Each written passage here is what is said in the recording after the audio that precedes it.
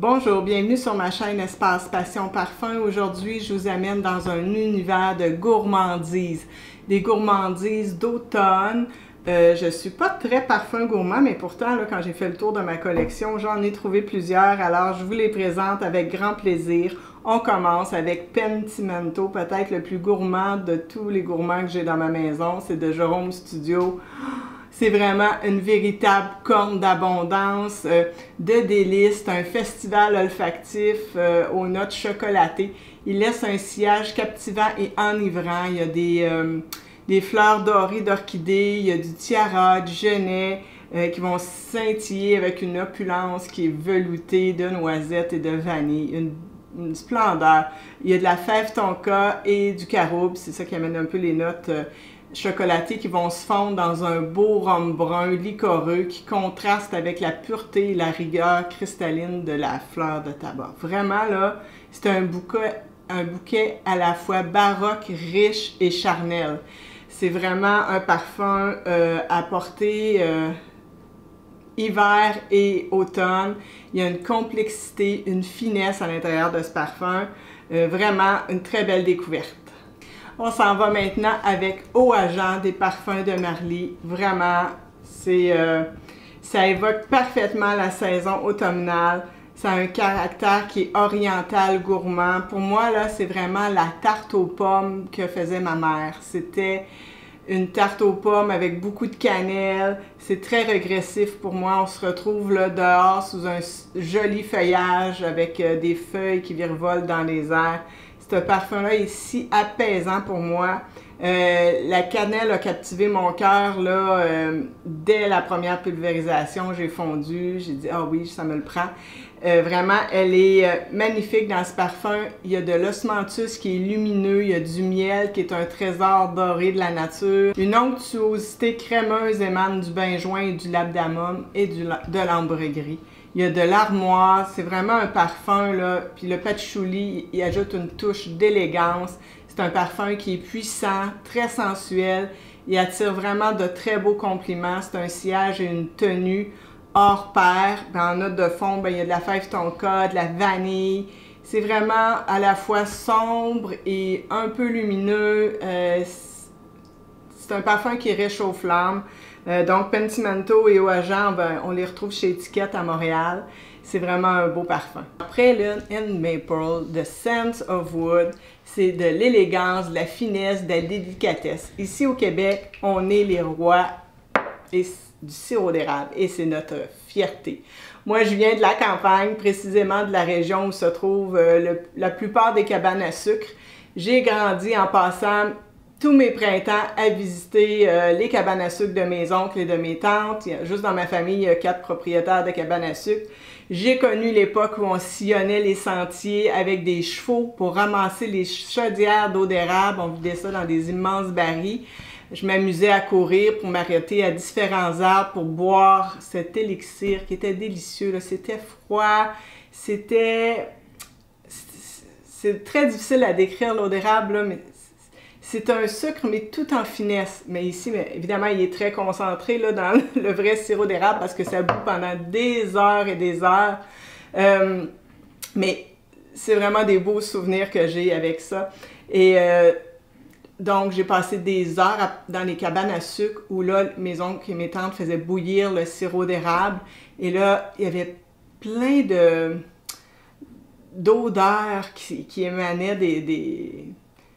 des gros bacs où ça bouillonnait. C'était merveilleux et c'est ça que je sens dans ce parfum-là. Vraiment. C'est très, très beau. La parfumeuse, c'est Natacha Côté Mouzanard. Elle est originaire du Canada et elle a vraiment réussi à recréer non seulement l'odeur du sirop d'érable, mais aussi celle vraiment l'intérieur des cabanes à sucre. On y trouve des effluves de bois fumé parce qu'on chauffait ça avec du bois. Il y a du bois presque confit. Au départ, il y a comme des petites notes de poivre. Il y a de la baie rose. C'est une épice que j'adore vraiment.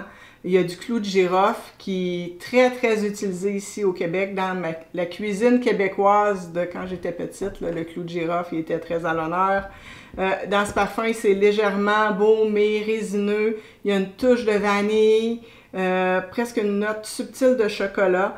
Il y a de l'olibanum, le patchouli, le bois de gaillac qui vont vraiment apporter du réconfort, de la rondeur, de la douceur à ce parfum. On se retrouve vraiment au cœur d'une érablière, les pieds dans la neige, avec les bourgeons du printemps prêts à éclore dans les arbres et les yeux pétillants de bonheur. On s'en va maintenant à la maison Cartier avec Oud Vanille. Oud Vanille, il est sorti il n'y a pas très longtemps. C'est une création de Mathilde Laurent. C'est vraiment un parfum parfaitement équilibré, je trouve. C'est une composition sans reproche. Si vous ne connaissez pas cette collection encore, ben là, je vous la recommande fortement. Le Oud Menthe, il est vraiment frais, très inattendu. Il y a Ambre Oud qui est très liquoreux, beurré, opulent. Il y a Oud Radieux qui est vraiment lumineux, comme des rayons de soleil sur la peau. Et le Oud Santal, lui, est plus méditatif et spirituel. Mais revenons à Oud Vanille, on est ici pour parler de ça. Le Oud est travaillé vraiment avec une grande élégance, tout en conservant sa dimension animale et sauvage, particulièrement perceptible à l'envol sur moi, là. Ensuite, il y a une exquise vanille qui se manifeste subtilement. La vanille utilisée dans ce parfum, c'est la vanilline.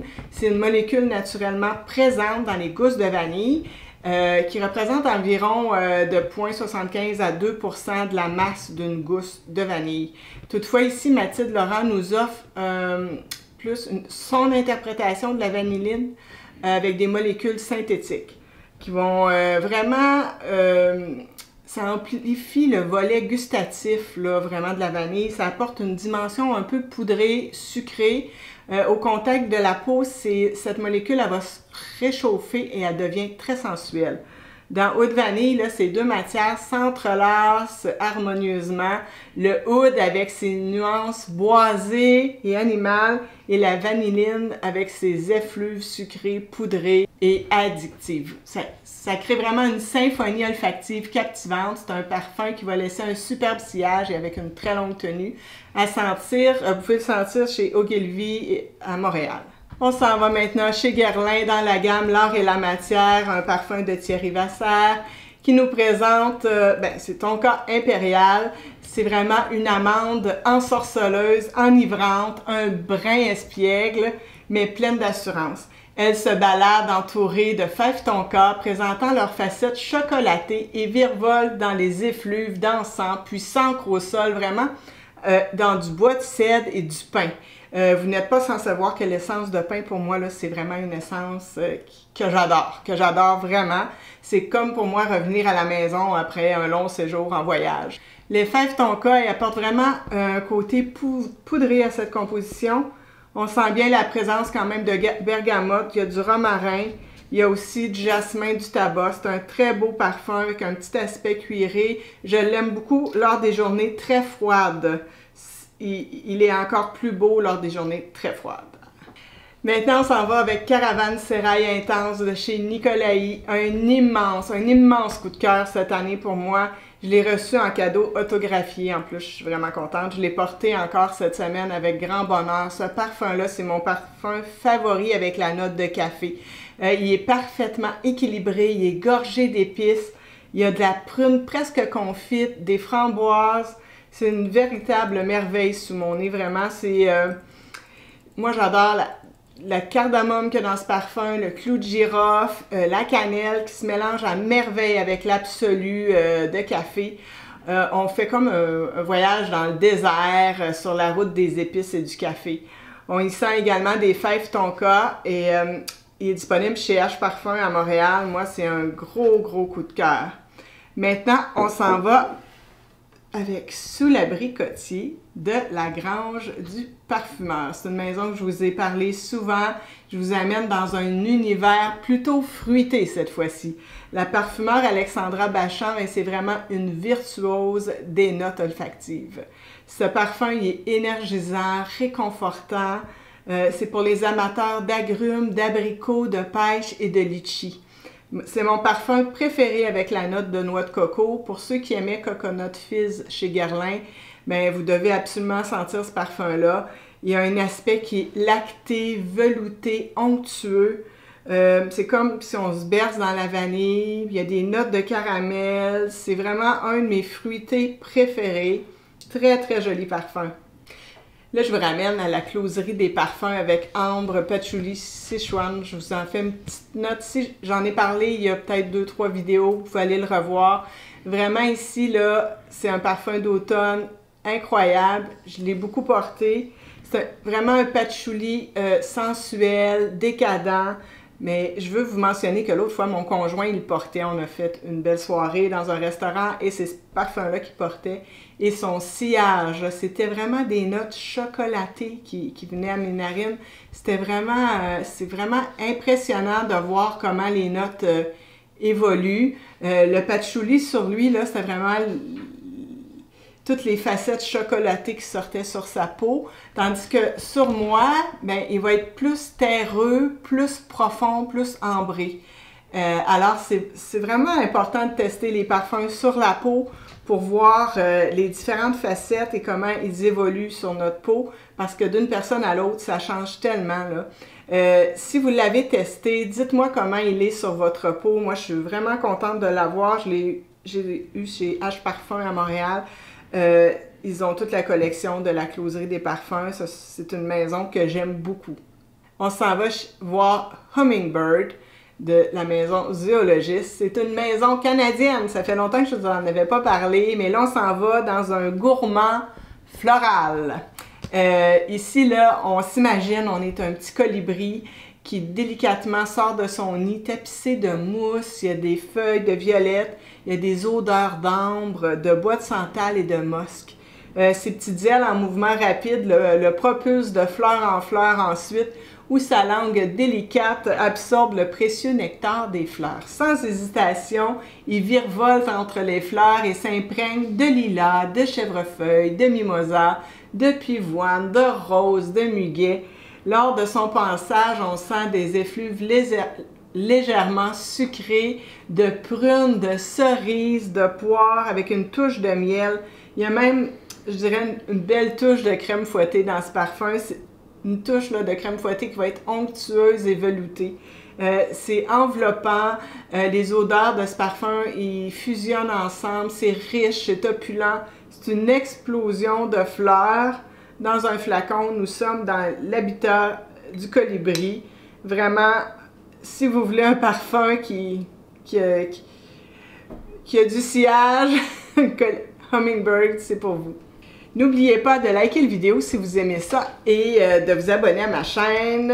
Alors, maintenant, je vous présente le dernier. C'est Anti-Blues de Pierre-Guillaume Paris. C'est une commande spéciale que la boutique Scentric de Vancouver a fait pour moi. C'est un parfum minéral, boisé, gourmand. C'est vraiment un dark gourmand, on pourrait dire ça comme ça. C'est l'un des parfums que je trouve le plus sexy de ma collection, vraiment, vraiment. L'interaction de l'encens, du safran et du vétiver, ça va créer comme une base qui va être un peu enfumée, puis il va avoir un aspect boisé et amer du cacao qui entre en ligne de compte. Il y a du safran et de la myrrhe qui vont ajouter encore plus de profondeur. C'est vraiment un parfum là, de profondeur, de noirceur, de chambre à coucher, on peut dire ça. On y sent du foin, du chocolat noir, des nuances animales de vanille, il y a un peu de cuir, de tabac. Il est vraiment dans mon top 10 de toute ma collection.